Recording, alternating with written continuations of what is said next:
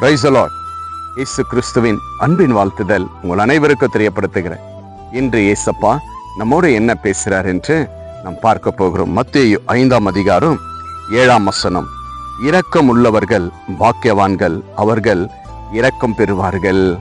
விசுவாசத்துல வாழ்ந்திருக்கிற தேவச்சனமே, இன்னைக்கு நிறைய நம்முடைய வாழ்க்கையில இரக்கம் செய்யறது கிடையாதுங்க.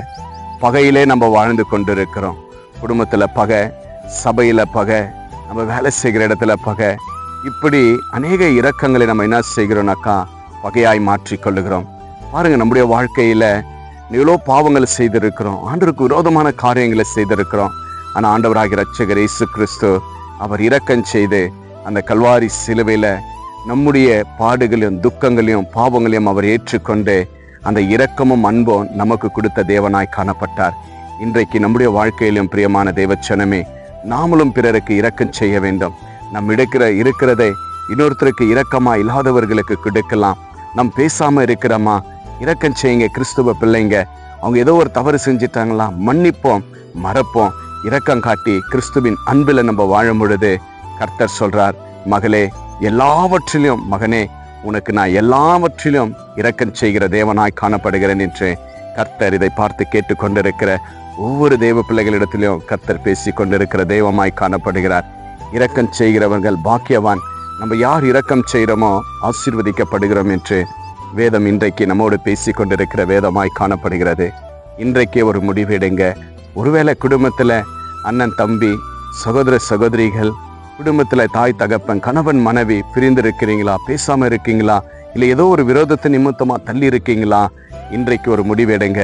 நான் இரக்கம் செய்கிறேன், நான் இயேசுனுடைய பிள்ளை, நான் செய்த பாவங்களை என் தேவன் என்னை மன்னித்தார், நான் இரக்கம் செய்வேன் என்று சொல்லி ஆண்டவருடைய சமூகத்துல போய் செபித்து குடும்பத்துல இரக்கமா இருங்க. நீங்க வேலை செய்கிற இடத்துல இரக்கமா இருங்க. பிறர் இல்லாதவர்களுக்கு எது உங்ககிட்ட இருக்கிறதோ அது அவங்களுக்கு இரக்கம் செய்து நீங்க கொடுக்கும் பொழுது கர்த்தர் அதுல பிரியமாய் காணப்படுகிறார். இன்றைய விசுவாசிங்க, இரக்கம் செய்யுங்க.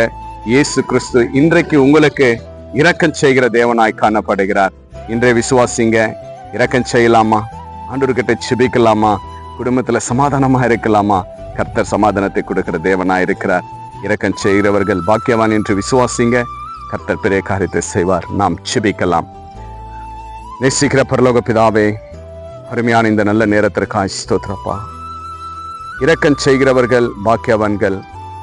ஆண்டவரே, அவர்களுக்கு நீங்கள் இரக்கம் செய்வீர் என்று சொல்லி அப்பா உடைய பிள்ளைகளை தேற்றின தயவுக்காய் ஸ்தோத்திரம். ஆண்டவரே அப்பா, குடும்பத்துல இரக்கம் இல்லை, கணவன் மனைவியிடத்துல இரக்கம் இல்லை, இதோ ராஜா வேலையில இரக்கம் இல்லை, சபையில இரக்கம் இல்லை, இப்படி அநேக கல் நெஞ்சத்தோடு ஆண்டவரே பகையோடு வாழ்ந்திருக்கிற ஒவ்வொரு பிள்ளைகளோடு இன்று நீங்க பேசி அந்த கல் இதயங்களை நீங்கள் உடைத்து கரைத்து உம்முடைய அன்பை, நீங்கள் இரக்கத்தை அப்பா இப்பொழுதே நீங்கள் உம்முடைய பிள்ளைகளுக்கு அருளை செய்த தயவுக்காய் ஸ்தோத்திரிக்கிறோம். ஆண்டவரே, யாரெல்லாம் ஆண்டவரே இந்த நேரத்தில் அப்பா பகையை மறந்து, கசப்பை மறந்து, நான் என் குடும்பத்தில் இரக்கமா இருப்பேன் என்று சொல்லி, சபையில இரக்கமா இருப்பேன், வேலை இடத்துல இரக்கமா இருக்குவேன், பிறருக்கு நான் இரக்கமா இருப்பேன் என்று சொல்லி அன்போடு கிறிஸ்து இயேசுவின் இரக்கத்தை காட்டுகிற ஒவ்வொரு பிள்ளைகளுக்கும் ஆண்டவரே நீங்கள் இரக்கம் செய்யும்படி இயேசுவின் நாமத்தினால் கட்டளையிடுகிறப்பா.